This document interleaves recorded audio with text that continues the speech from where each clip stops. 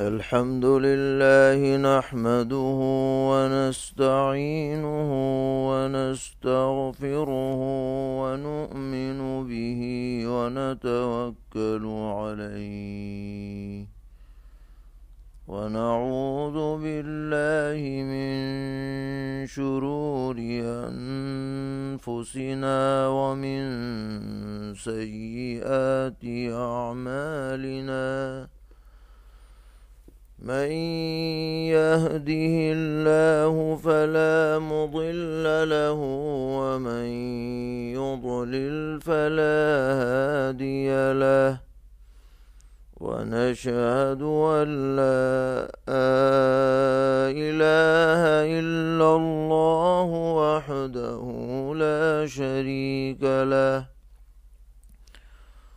ونشهد أن سيدنا ومولانا محمدا عبده ورسوله صلى الله تبارك وتعالى عليه وعلى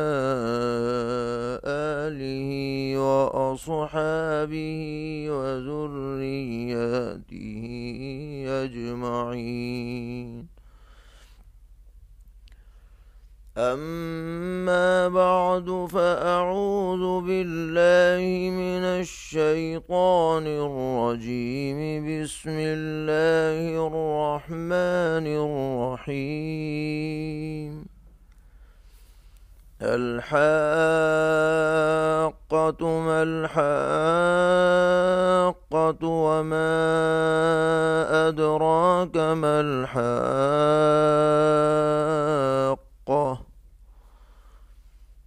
كذبت ثمود وعاد بالقارعة فأما ثمود فأهلكوا بالطاغية وأما عاد فأهلكوا بريح صرصر عاتية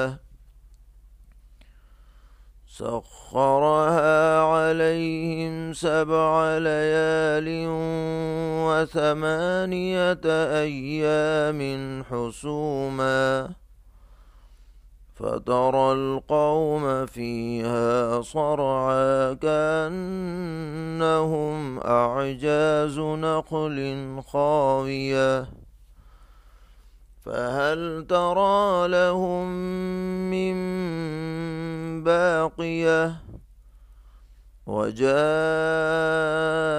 فرعون ومن قبله والمؤتفكات بالخاطية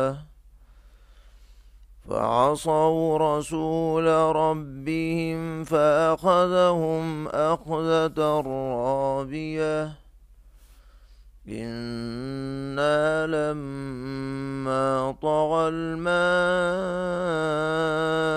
حملناكم في الجارية لنجعلها لكم تذكرة وتعيها أذن واعية. صدق الله مولانا العلي العظيم. یہ سورہ الحاقہ ہے جو 2 رکوعات پر اور 52 آیتوں پر مشتمل ہے اور مکہ معظمہ میں نازل ہوئی۔ اس کا آغاز قیامت کے ایک نام سے کیا جا رہا ہے۔ قیامت کے بہت سارے نام قرآن کریم میں ذکر کیے گئے ہیں۔ کہیں الواقعہ ہے، کہیں القارعہ ہے، کہیں یوم الدین ہے، کہیں یوم الحسرہ ہے، اور بھی بہت سارے ہیں، انہی میں سے ایک نام الحاقہ بھی ہے۔ الحاقہ کا مطلب ایسی چیز جو ضرور پیش آنے والی ہے، ثابت ہو چکی ہے، جس کا کوئی انکار نہیں کر سکتا۔ چنانچہ فرمایا گیا کہ یہ حاقہ کیا ہے؟ یہ صرف اللہ تبارک و تعالی ہی کو معلوم ہے کہ اس کا وقوع کیسے ہوگا، کب ہوگا، اور کیسے بھیانک مناظر پیش آئیں گے جو آج دنیا میں کوئی شخص اپنے خواب و خیال میں بھی نہیں لا سکتا ہے۔ تو حقیقتاً تو قیامت جب آئے گی تب آئے گی، لیکن اللہ تبارک و تعالی نے دنیا کے اندر قیامت کے کچھ نمونے عبرت و نصیحت کے لیے موقع بموقع پیش فرمائے ہیں کہ عقل مند لوگ انہیں دیکھ کر یا ان کے بارے میں سن کر یا پڑھ کر عبرت حاصل کر سکتے ہیں۔ اور یہ قیامت کے نمونے وہ ہولناک عذاب ہیں جو اللہ تبارک و تعالی نے سرکش اور نافرمان قوموں پر نازل فرمائے۔ ان کا اجمالی تذکرہ یہاں پر مضمون کے اعتبار سے بہت مناسب ہے۔ چنانچہ قوم سمود کا ذکر کیا جا رہا ہے، قوم عاد کا ذکر ہے، قوم فرعون کا ذکر ہے، قوم لوط کا ذکر ہے، اور قوم نوح کا تذکرہ ہے۔ یہ سب وہ قومیں ہیں جن کو اللہ تبارک و تعالی نے دنیاوی اعتبار سے بڑے شان و شوکت کر و فر سے نواز رکھا تھا۔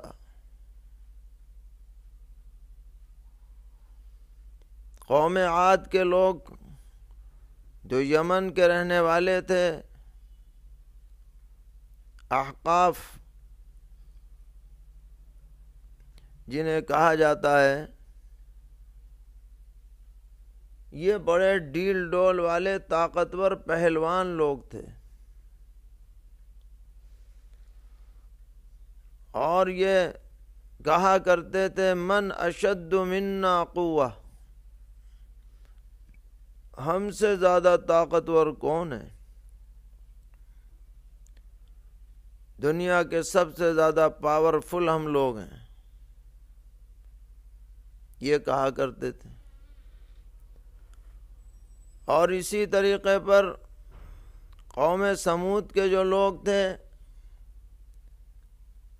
ان کو اللہ تعالیٰ نے بڑی ہی مادی ترقیات سے نوازا تھا۔ ایسے کاریگر فنکار تھے کہ یہ پہاڑوں کو تراش کر کے اس میں گھر بنا لیا کرتے تھے۔ اللہ اکبر! بڑے بڑے کارخانے بناتے تھے، کھیتی باڑیاں تھیں، باغات تھے۔ تو قوم سمود پر تو اس طرح کا عذاب آیا کہ زلزلے نے ان کو تہس نہس کر ڈالا۔ ایسا بھونچال آیا اور غضب کی آواز آئی کہ کلیجے باہر نکل پڑے اور سب تتر بتر ہو گئے، نام و نشان مٹ گیا۔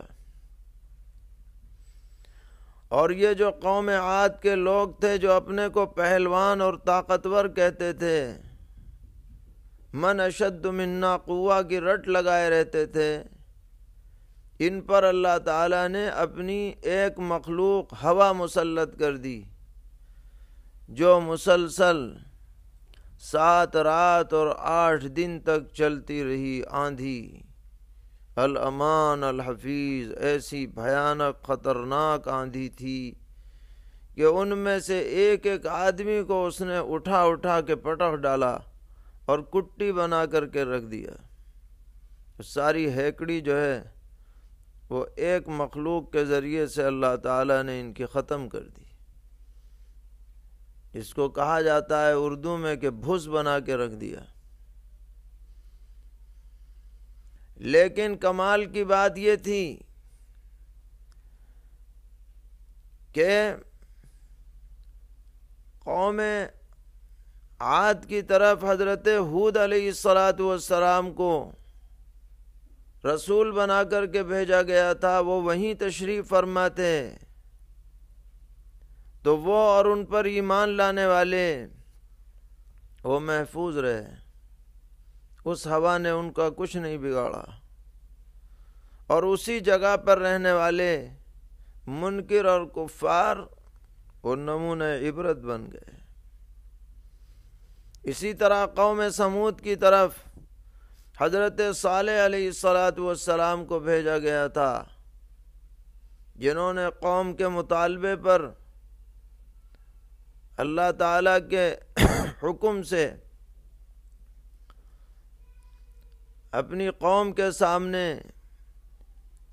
عجیب و غریب صفات والی اونٹنی پیش فرمائی تھی، جس کو دیکھ کر ماننے کے بجائے قوم سمود کے بدبخت لوگوں نے قتل کر ڈالا تھا،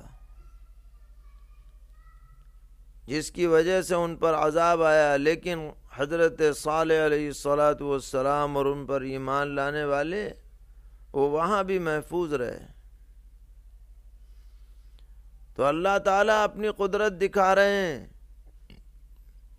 کہ جس طرح ہم نے ان قوموں کو تہس نہس کر دیا، باوجود ان کے بلند و بانگ دعووں کے، ہم قیامت بھی لانے پر قادر ہیں، اور ہم یہ پورا نظام اور بساط اس کو لپیٹنے پر بھی پوری طرح قدرت رکھتے ہیں۔ اور پھر فرمایا کہ یہ تو عاد و سمود کی بات ہوئی، آپ اور تاریخ پر نظر اٹھائیے اور دیکھیے کہ یہ فرعون جو قبطیوں میں سے تھا، مصر کا حکمراں تھا، جس نے بنی اسرائیل کو غلام بنا رکھا تھا، بیگار بنا رکھا تھا، اور اس کی زبان پر بھی یہ دعویٰ رہتا تھا انا ربکم الاعلی، انا ربکم الاعلی، میں تمہارا سب سے بڑا رب ہوں۔ کسی کی مجال نہیں تھی کہ زبان بھی کھول دے اس کے سامنے، ایسی کر و فر والی حکومت تھی۔ لیکن ہم نے اس کے علاج کے لیے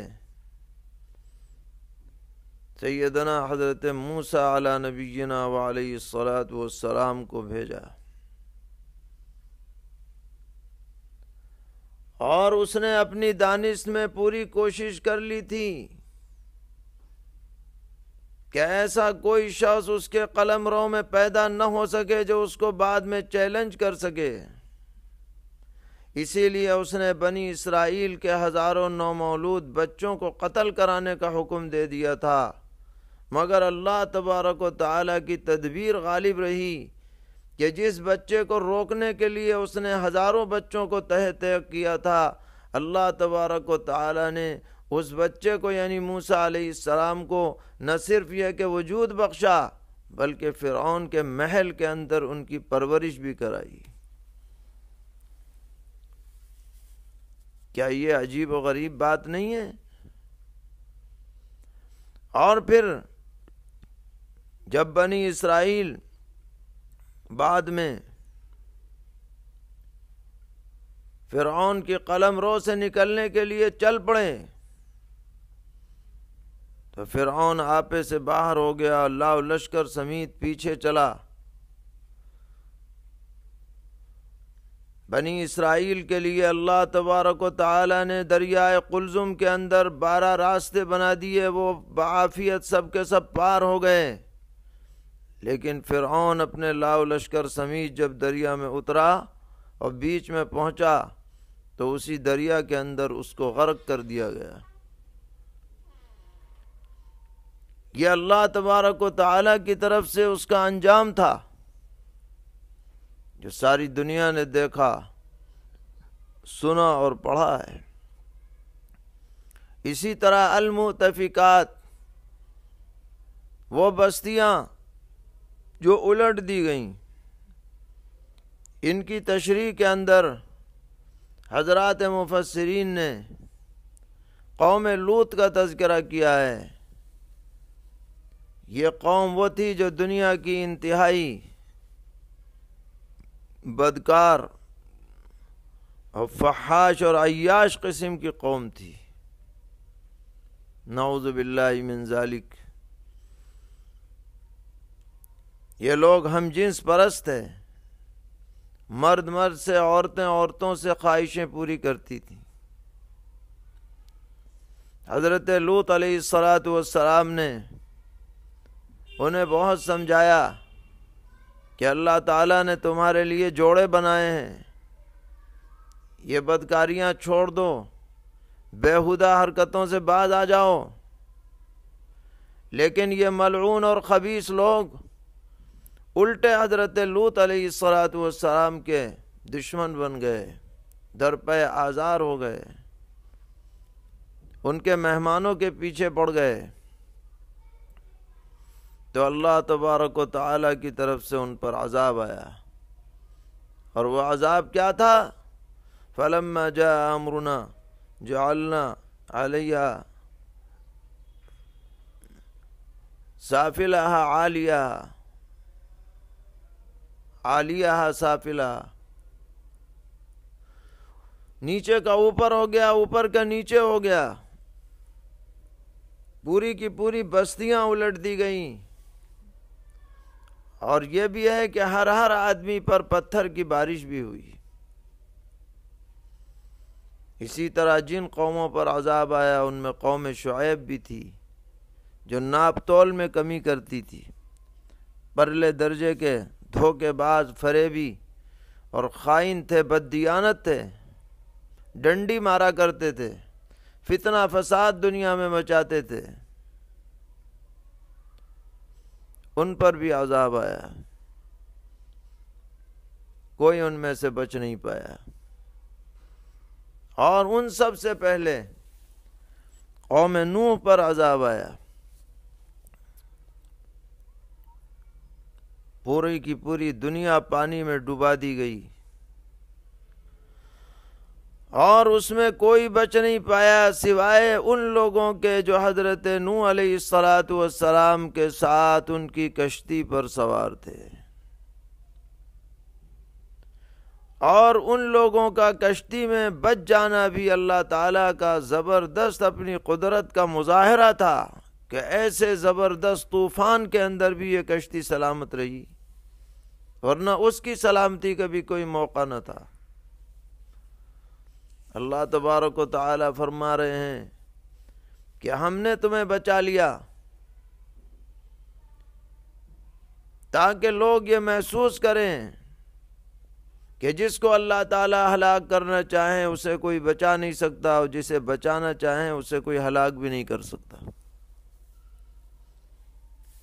اور لوگ کھلی آنکھوں سے دیکھیں، کھلے کانوں سے سنیں، اور ان باتوں سے سبق حاصل کریں، عبرت حاصل کریں، تو جو اللہ تبارک و تعالی ایسے بھیانک عذاب دنیا میں نازل فرما سکتے ہیں، قوموں کو ناپید کر سکتے ہیں، نام و نشان مٹا سکتے ہیں، ان کے لیے قیامت قائم کرنا کیا مشکل ہے؟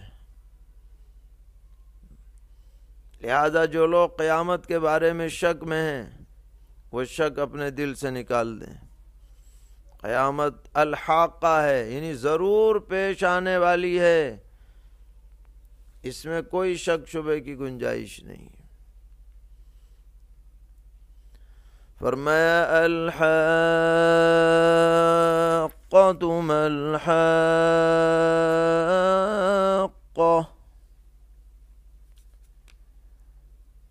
وہ ثابت ہو چکنے والی، کیا ہے وہ ثابت ہو چکنے والی؟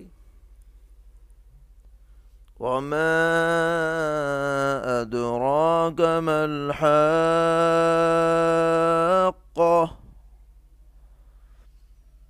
اور آپ نے کیا سوچا کیا ہے وہ ثابت ہو چکنے والی؟ یعنی آپ اس کا تصور نہیں کر سکتے ہیں، اگرچہ آپ پیغمبر ہیں۔ ہم آپ کو سمجھانے کے لیے اور آپ کے ذریعے سے امت کو سمجھانے کے لیے ہم بتاتے ہیں، کچھ نمونے ہم دکھاتے ہیں جن سے آپ قیامت کے بارے میں کچھ فہم حاصل کر سکتے ہیں۔ كذبت ثمود وعاد بالقارعة،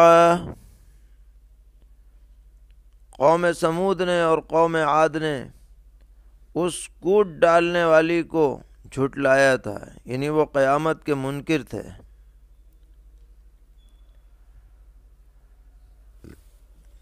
جب قیامت آئے گی تو سارے زمین، آسمان، چاند، سورج سب کوٹ کر کے رکھ دے گی، اس لیے اسے القاریہ بھی کہا گیا ہے۔ فَأَمَّا ثَمُودُ فَأُهْلِكُوا بِالطَّاغِيَةِ، سو جو سمود کے لوگ تھے انہیں تو اچھال کر کے غارت کر دیا گیا، زلزلہ ایسا آیا اور ایسی بھیانک آواز آئی کہ کلیجے پھٹ گئے۔ وَأَمَّا عَادٌ فَأُهْلِكُوا بِرِيحٍ صَرْصَرٍ عَاتِيَةٍ، اور وہ جو عاد تھے وہ برباد ہوئے ٹھنڈی سناٹے کی ہوا سے جو ہاتھوں سے نکلی جا رہی تھی، یعنی جو فرشتے اس کے اوپر مامور تھے ان کے بھی قابو میں نہیں آ رہی تھی، ایسی بھیانک آندھی تھی اور ٹھنڈی ہوا تھی۔ سخرها عليهم 7 ليال و8 أيام حسوما، اللہ تعالیٰ نے ان پر اسے مسلط کر دیا 7 رات اور 8 دن تک لگاتار۔ فَتَرَى الْقَوْمَ فِيهَا صَرْعَىٰ، پھر آپ دیکھیں گے کہ وہ لوگ اس میں بچھڑ گئے، كَأَنَّهُمْ أَعْجَازُ نَخْلٍ خَاوِيَةٍ، گویا کہ وہ کھوکھلے کھجور کی جڑیں ہیں، پھنگلیں رہ گئیں، کھکھل ہو گئے سب کے سب۔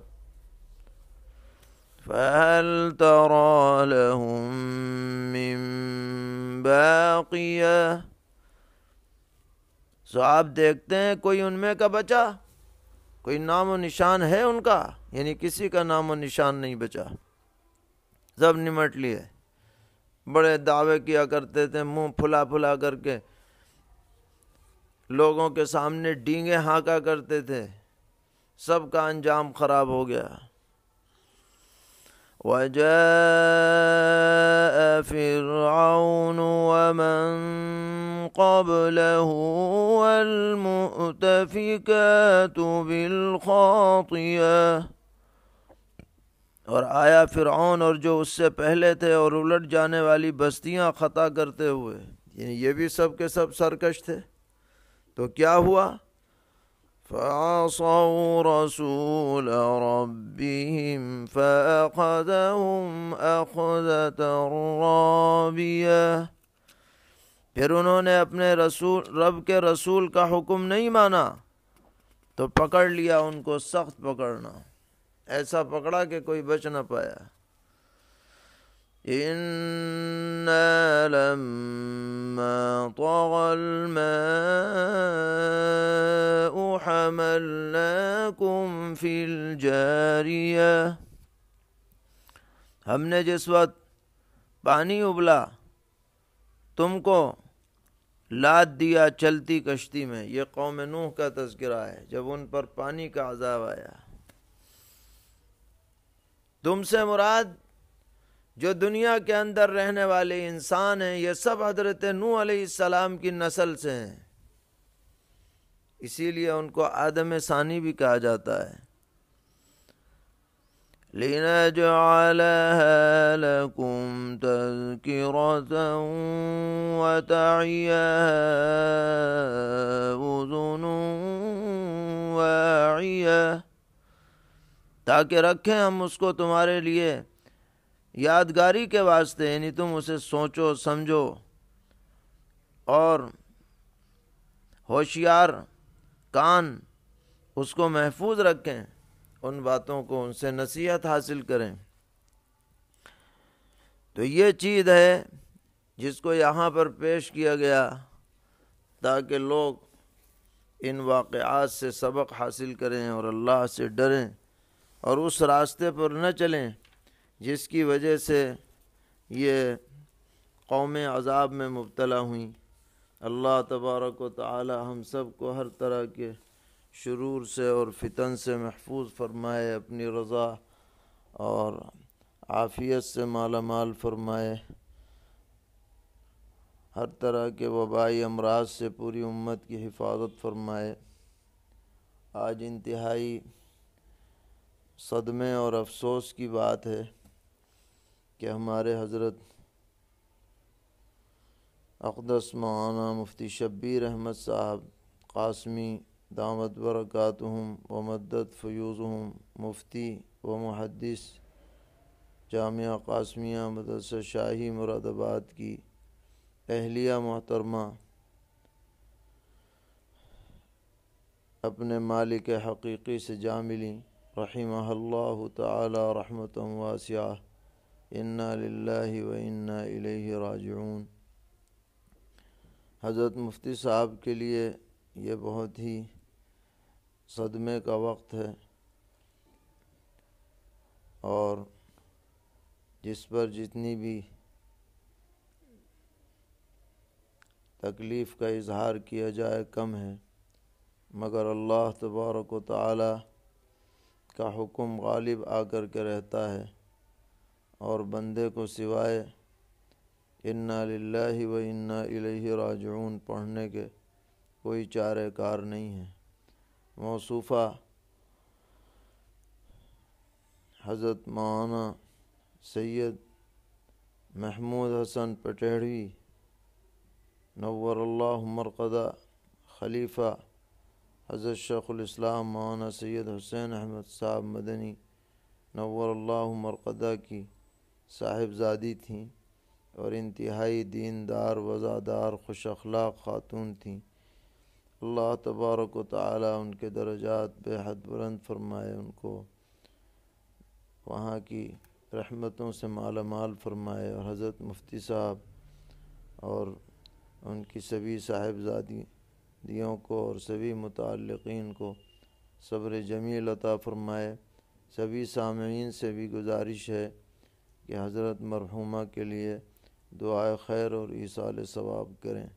وصلی اللہ تعالی علی خیر خلقہ محمد وآلہ وصحبہ اجمعین برحمتک یا ارحم الراحمین.